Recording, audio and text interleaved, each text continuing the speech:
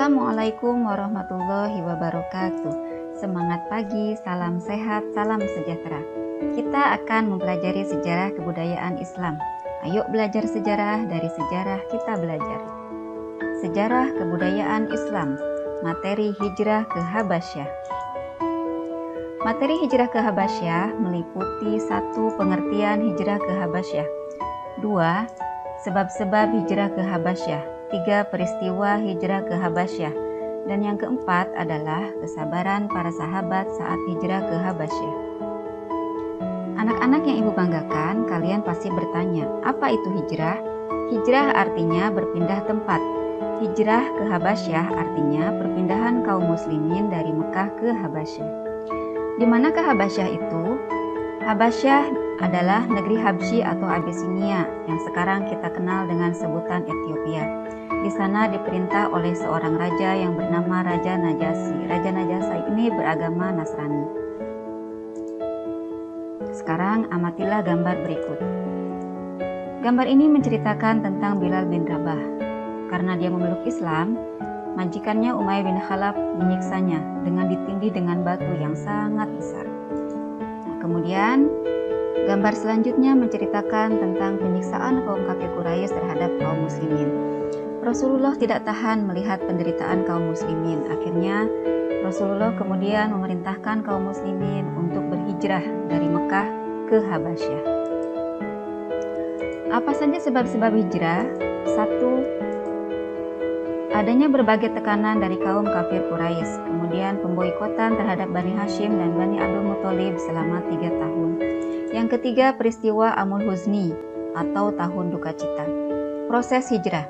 Proses hijrah yang pertama terjadi pada bulan Rajab tahun kelima kenabian, dipimpin oleh sahabat Utsman bin Affan. Hijrah yang pertama ini diikuti oleh 12 orang laki-laki dan 4 orang wanita.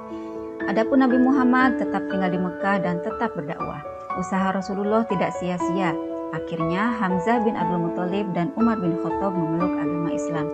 Mendengar berita ini, kaum muslimin pun merasa Mekah sudah aman sehingga mereka kembali ke Mekah.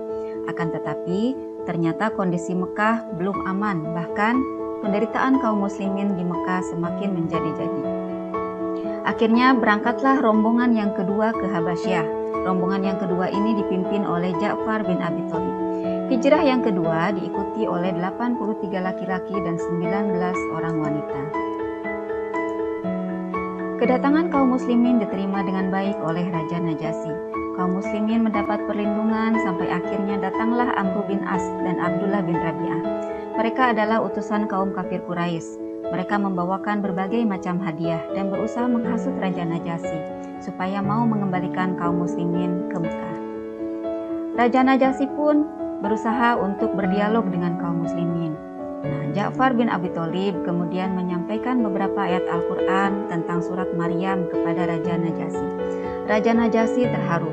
Kemudian beliau pun mengizinkan kaum muslimin untuk tetap tinggal di Habasyah.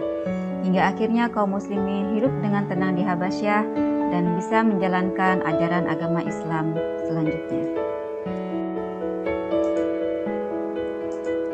Hikmah hijrah. Hikmah hijrah yang pertama adalah kesabaran kaum muslimin menghadapi tekanan kaum kafir. Yang kedua, rela berkorban mempertahankan keyakinan. Nah, anak-anak, semoga dengan mempelajari peristiwa hijrah ini kita bisa meneladani kesabaran sahabat Nabi. Demikianlah pembahasan tentang hijrah ke Habasyah. Sekian, sampai berjumpa kembali pada pembelajaran selanjutnya. Tetap semangat. Ayo belajar sejarah, dari sejarah kita belajar. Wassalamualaikum warahmatullahi wabarakatuh.